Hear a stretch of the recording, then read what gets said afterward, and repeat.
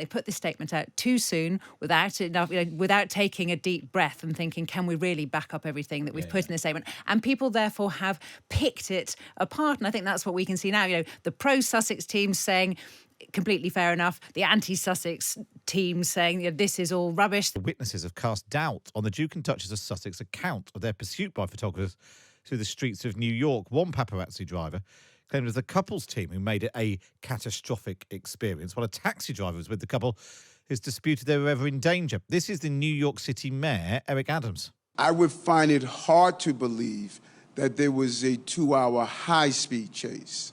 That would be, I find it hard to believe, but we will find out the exact duration of it. But if it's 10 minutes, a 10-minute chase is extremely dangerous in New York City. So what's really going on here? Talk TV royal commentator Daisy McAndrew joins me.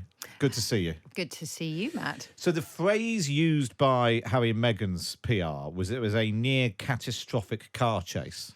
It feels like the word near is doing quite a lot of work in that It's sentence. doing some heavy lifting, I think, there. And I think one of the problems is that they were obviously very upset, and I think we can all understand why. We know Prince Harry's still very damaged, still has a lot of mental health issues surrounding the death of his mother and the manner with which in which his mother died, and the fact that he blames the paparazzis. He said he was taking his family to America to get away from all of this, that he's always been worried that history would repeat himself, and on and on. We know that, so we understand he's going to have a very emotional reaction to this. On the other hand, I think they put this statement out too soon without taking a deep breath and thinking, can we really back up everything that we've put in this statement? And people therefore have picked it apart. And I think that's what we can see now. The pro-Sussex team saying, completely fair enough. The anti-Sussex team saying this is all rubbish, this is over, this has been exaggerated, this is because he's trying to get more power to his elbow for the case here in the UK about, against the Home Office asking for,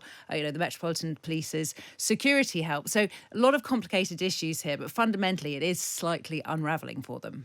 And the point you make about security is I'm quite surprised that they don't have a security team who can think of anything better to do in this situation than driving round for 2 hours. Well, I think that's one of the big issues. And we know Harry has said publicly he's paying $6 million a year for the security. I think he needs to get his money back because that was pretty Driving poor. up and down this FDR road. And many people saying that the quality of the security that he's choosing to employ isn't good enough. He's just employed Kim Kardashian's former bodyguard. There's another one. The companies and individuals he's using are very Hollywood celebrity types rather than people that can actually work out how to get away from the paparazzi. One of the problems also is that they, I think by their own admission, or certainly by the some of those close to them, they desperately didn't want the press to know where they were staying. They were obviously staying with a friend in Manhattan. We assume maybe somebody like Gayle King, whoever it was. They didn't want the press to know. They didn't want the press to get those photos. So they then themselves went on this cat and mouse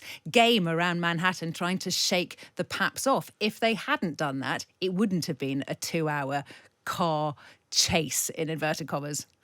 I mean, the other thing you say about Kim Kardashian, this happens to celebrities all the time. Kim Kardashian going around America, going around New York, would be followed, to have her photos taken. But she doesn't hate the press in the way that Harry hates the press. She's happy to have the photos taken. Yeah, and it's interesting also looking at, this wouldn't have happened in the UK because of there are rules to stop that happening. There's also the Royal Rota, which Harry hates with a passion, but does make sure that the royals don't get subjected to this type of treatment. It also wouldn't have happened in California, interestingly. California brought in some quite, in American terms, quite strict rules about what paps can do following the death of Princess Diana. That's interesting, I didn't know that. Ironically. Yeah. And they've actually strengthened those rules over the last few years. The paps in the States always claim the First Amendment as their defence, saying, we are allowed to chase these stories and therefore chase these individuals. Yeah. It's in the Constitution. It's a very different legal outlook over there. Yeah, I mean, whether or not it's constitutionally necessary to chase someone down a double dual carriageway. I would dispute that, or print photos of their children. I mean, exactly. but that's the excuse they use. Yeah. Daisy, always good to see you. Daisy McAndrew there. Thanks very much for updating us.